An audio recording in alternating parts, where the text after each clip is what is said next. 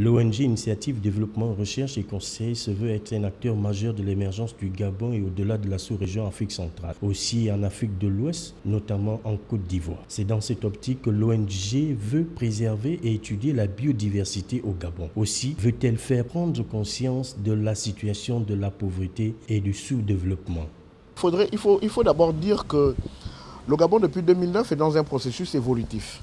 Le président de la République a initié avec des partenaires tels qu'OLAM un programme agricole dans lequel nous avons mis en avant les VA. Beaucoup de gens ont critiqué ce projet qui aujourd'hui, heureusement, crée beaucoup d'emplois. Et nous pensons que ce projet ne doit pas s'arrêter juste au niveau d'OLAM. Il faut qu'on arrive à inciter les cadres locaux, à inciter le jeune Gabonais à s'approprier véritablement de la culture de l'EVA. Le coordonnateur de GM Investissement a saisi l'occasion pour présenter sa structure et expliquer la nécessité de l'activité de l'EVA.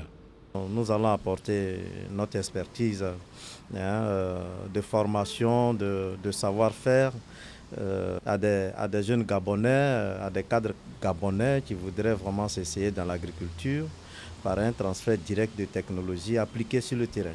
Dans un premier temps, ça je peux rassurer le peuple gabonais. En tout cas ceux qui sont des plus sceptiques, pour dire qu'à la vérité, l'EVA n'appauvrit pas le sol. C'est techniquement prouvé que l'EVA, une fois en production, ne se nourrit pas vraiment. Je voudrais dire que l'engrais qu'on apporte à l'EVA n'a pas trop d'impact sur la productivité de l'EVA. L'EVA consomme plus ses propres nutriments. C'est-à-dire que lorsque l'EVA laisse tomber les feuilles, ces feuilles, avec une certaine décomposition, deviennent de l'engrais. Donc ça reconstitue le sol.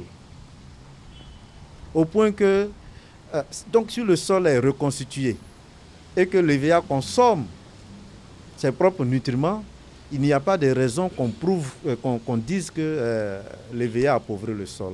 L'IDRC Africa veut, à travers ses partenariats, inciter beaucoup de cadres gabonais à retourner à la terre. La terre, dit-on, ne manque pas.